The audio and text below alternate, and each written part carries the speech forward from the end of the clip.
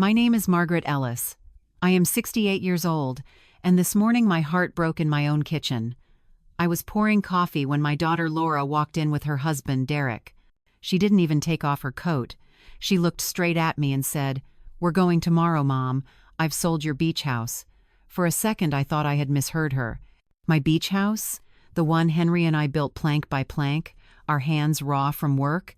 I asked her to repeat it, and she did, calmer this time, as if it were nothing. She said it was a smart investment, that I should be proud. Proud? I felt the floor sway beneath my feet. That house held every memory of my life. If you have ever given your whole heart to your child and felt it crushed in one sentence, please stay with me until the end. What happened next changed everything I believed about love, loyalty, and family. The sea outside still roared softly that morning, the same sea my husband loved, and as I stared through the window, the past began to pull me back to the days when everything felt safe and warm. I stood by the window that morning, watching the ocean roll in slow and steady, just like it had 40 years ago. The salt air drifted through the open pane, and for a moment I could almost hear Henry's laughter again. My Henry was a simple man, a carpenter who built things that lasted. He used to say, "Wood remembers the hands that shaped it, Maggie." Every corner of this house remembered him: the worn kitchen table, the creaky stairs, the door that never quite closed right because he refused to replace the old hinges. It wasn't perfect, but it was ours. I remember the day we bought this land. We didn't have much, just a small savings and big dreams. The bank clerk looked at us as if we were foolish, but Henry smiled and said, "One day we'll build a home here, and our little girl will run barefoot on this sand." He was right. I still see Laura, no more than 5, chasing seashells and laughing so hard she could barely breathe. I used to call her my sunshine. Back then, we didn't have much money, but our house was full of love.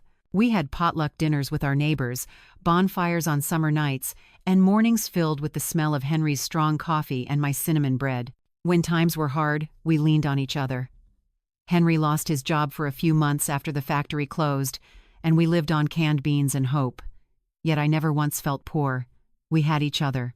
We had laughter. I can still picture the night he came home with sawdust in his hair, holding a small wooden toy boat he made for Laura. She squealed with joy, calling it Daddy's ship. That same toy still sits on the mantel, dusty but proud. Laura was our whole world. I used to tell her stories every night about the sea, how it could be calm one day and furious the next, but it always came back to kiss the shore. "That's what family is like," Henry would add. "No matter how far we go, we always come back." For years I believed that. I believed she would always come back. Life moved quickly after Henry passed. The house grew quieter, the nights longer. Laura visited less and less, always busy, always rushing. Still, every Christmas, I hung the same wreath Henry built from driftwood. I'd make Laura's favorite pie, hoping she'd walk through the door with that big city smile. Some years she came. Some years she didn't. But I never stopped setting her place at the table. Sometimes I think growing old is like living beside the tide. You see what you once had slowly drift away, but you stay, hoping it might wash back someday. Maybe that's foolish, but it's the kind of foolish love only a mother understands. If you've ever looked back at your life and missed the days when your home was full of laughter, please give this story a like. It helps more people like us parents who've loved too much and been forgotten too soon find their way here. And if you want to hear how this story unfolds, subscribe to the channel so you won't miss what comes next. That morning, as the wind rattled the window, I touched the old photo of Henry on the shelf. His eyes, still gentle, seemed to ask me to stay strong. I whispered, "I'll handle it, love." Outside, the waves crashed harder, as if echoing my heart. And that was when I noticed something strange on the counter, a yellow folder Laura had left behind, half tucked under the newspaper. Inside it were papers, names, and numbers I didn't recognize. My hands trembled as I turned the first page. It was then I began to understand that the betrayal I felt might run deeper than I had ever imagined. That yellow folder sat on my kitchen counter for hours before I found the courage to open it. The paper smelled faintly of Laura's perfume, that sharp floral scent that never quite belonged in this house. Inside were bank statements, sale agreements, and legal forms already signed. My name appeared on the documents, but the signature wasn't mine. My stomach turned. My own daughter had forged my name. She hadn't only sold my home, she had erased my trust with the stroke of a pen. For a long time, I just sat there staring at those papers, feeling the air grow heavy around me. The sea outside roared louder, like it knew my heart was breaking again. That afternoon, my neighbor, Mr. Peterson, stopped by with his usual knock. He's 72 now, a retired lawyer who still mows his own lawn and brings me soup when he cooks too much. He noticed the papers spread out on my table and asked, "Margaret, what's all this?" His eyes sharpened as he picked one up. After a few minutes of reading, his jaw tightened. "These are transfer documents," he said quietly. "But this signature, it isn't yours, is it?" I could barely nod. He looked at me for a long moment, then sat down across from me. "You know, your Henry was a smart man. He came to me years ago, before he got sick. We talked about setting up a will, just in case. I think I might still have a copy in my old files." My breath caught. I hadn't known Henry had spoken with him.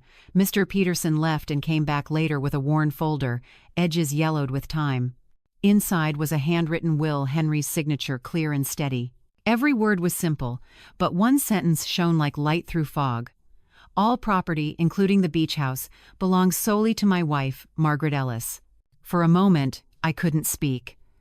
The weight in my chest lifted, replaced by something fierce and alive. Relief, anger, and gratitude, all tangled together.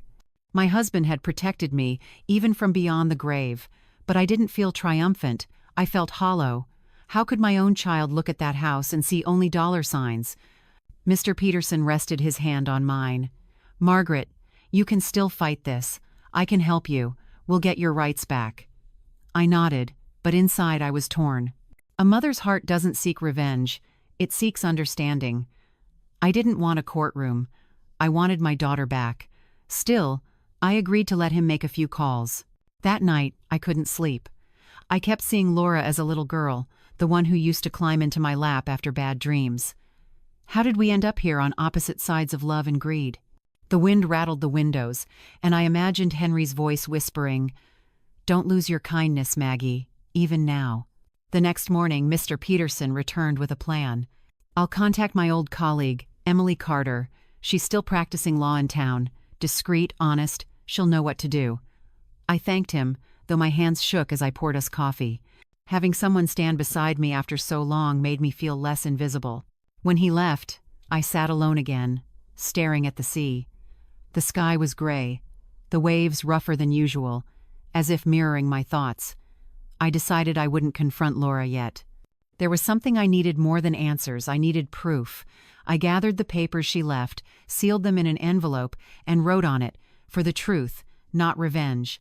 If you've ever had to choose between justice and love for your own child, you'll understand the ache that settled in my chest that day.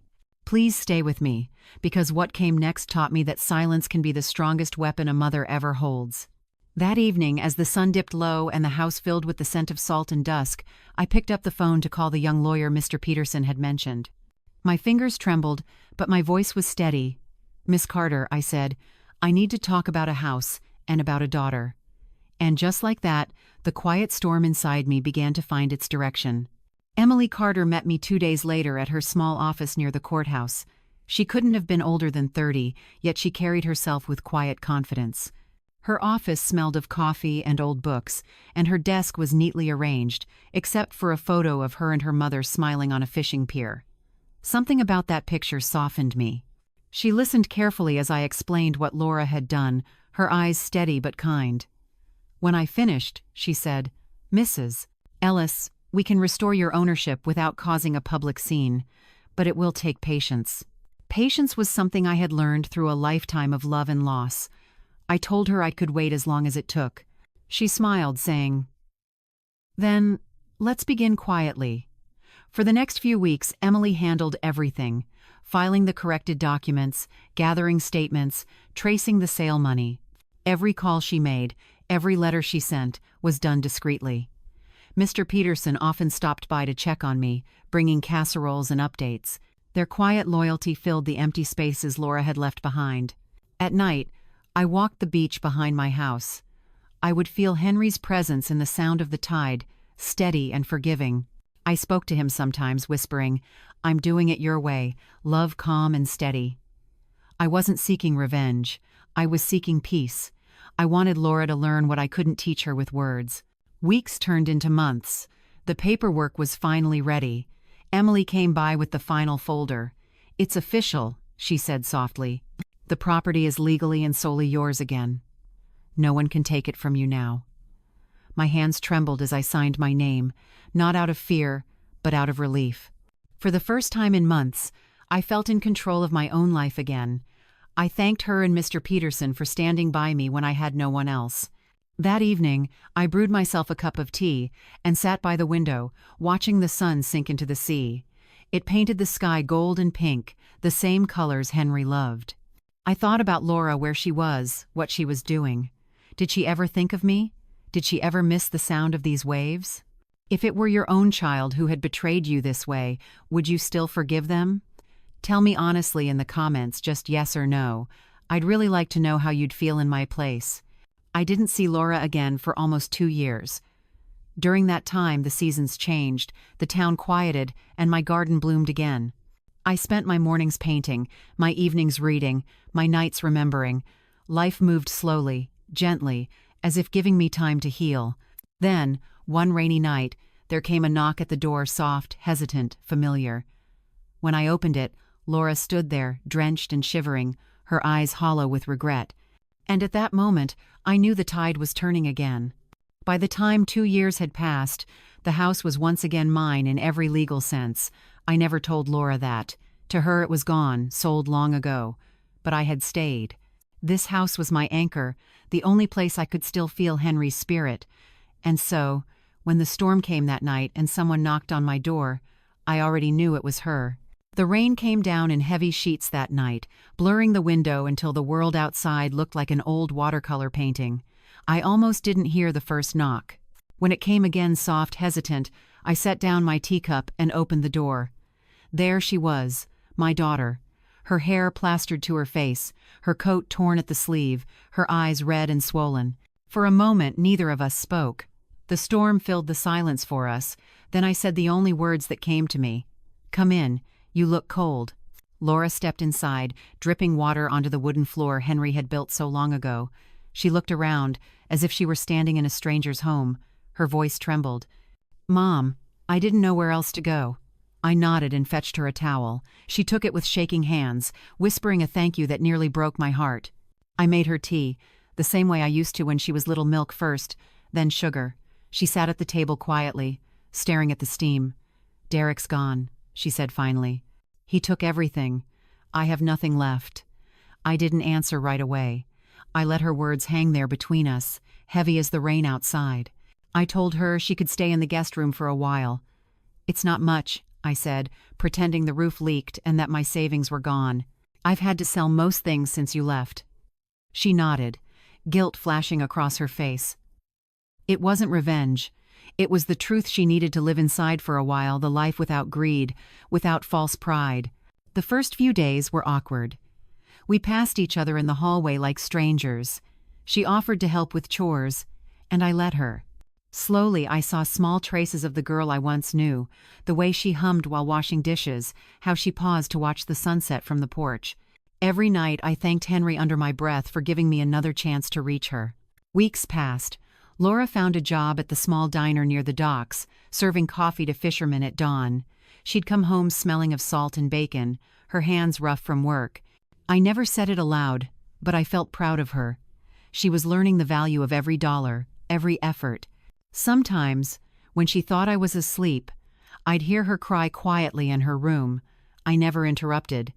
There are some lessons that can only grow in silence. One evening, she came to sit beside me on the porch. The sea was calm, the sky pale pink. "Mom," she said, "I used to think money made me powerful, but it made me empty. I'm sorry for everything." Her voice cracked on that last word. I didn't say I forgave her, not yet.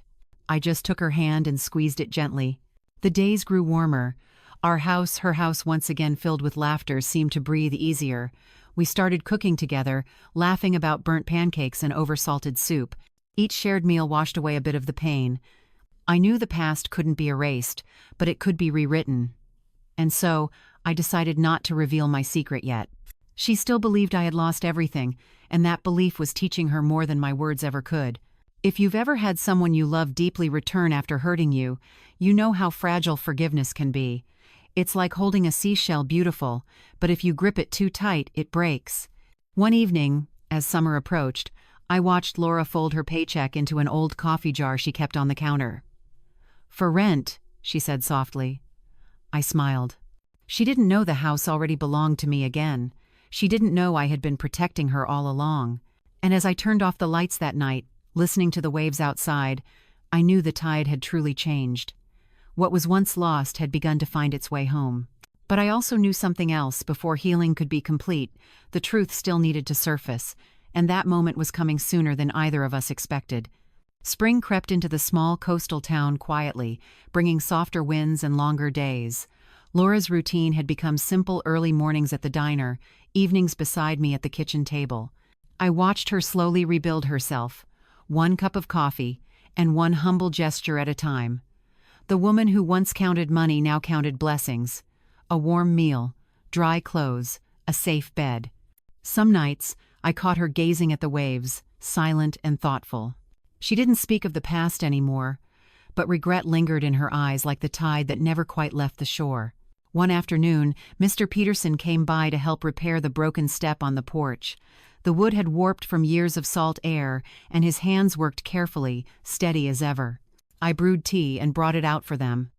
Laura was sweeping leaves nearby, pretending not to listen, but I knew her ears caught every word. "Henry really planned everything well," Mr. Peterson said, wiping sweat from his brow. "He wanted to make sure you'd always be safe, Margaret. The trust he set up was a wise move." Laura froze mid-sweep. Her eyes flickered toward us, confusion clouding her face. She lowered the broom and asked quietly, "What trust?" I hesitated, then smiled softly. "Just something your father did before he passed. Nothing you need to worry about now." But the question had already taken root. That night, she barely ate dinner. She kept glancing at me as though seeing me for the first time.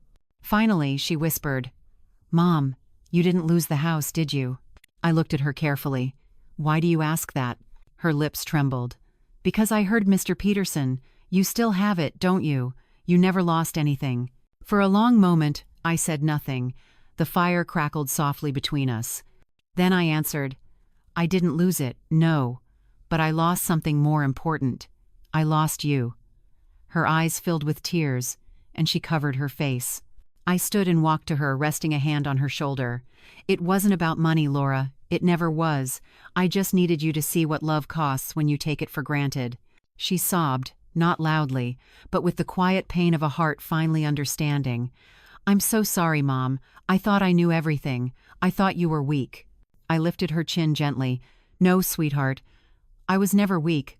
I was just waiting for you to find your way back." That night, the air in the house felt lighter, as though forgiveness had cracked a window open. The next morning, Laura rose early and made breakfast for us both. She placed a single seashell beside my plate and said, "Dad used to say the sea always comes home, remember?" I smiled through my tears, and as the sunlight spilled across the kitchen, I knew the tide of our lives had turned again, but something still remained unspoken. One final truth that would seal this chapter of pain and begin a new one of peace. Several weeks passed after that morning. Each day felt lighter, calmer. The house was filled with quiet laughter again, and the sound of the sea no longer carried pain. One evening, after dinner, Laura asked if we could take a walk by the shore. The sky was turning gold, the tide gentle. I said yes. The evening air smelled of salt and rain when Laura and I walked down to the shore. The waves came in slow, curling at our feet, whispering the same lullaby Henry once loved. She held my arm tightly, afraid I might slip on the wet sand. For the first time in years, we walked together without a single word of anger between us. The silence wasn't heavy anymore. It was peaceful, like an old wound finally closed. When we reached the water's edge, Laura turned to me. "Mom," she said softly, "I can't undo what I did, but I want to start again, if you'll let me." I looked at her face, older, humbler, softer. I thought about all the nights I cried for her, and all the mornings I prayed she'd remember who she was. You already have, I told her. Love isn't about never failing. It's about finding your way back. She hugged me then, the tide washing over our shoes, cold but alive. As I held her, I noticed something glinting in the sand, a small wooden toy boat. My breath caught. It was Henry's, the one he carved for Laura when she was a child. Somehow, after all these years, the sea had returned it. I picked it up, my hands trembling. "Looks like your father still keeps his promises," I whispered. Laura smiled through her tears. He wanted us to come home. We stood there until the sun dipped below the horizon, two silhouettes against the fading light, finally whole again. If you felt something in your heart while listening to this story, please press like. If you didn't enjoy it, leave the number 6 in the comments so I can make it better next time. And don't forget to subscribe for more stories that speak to the heart, because sometimes, even after all the storms, love still finds its way back home.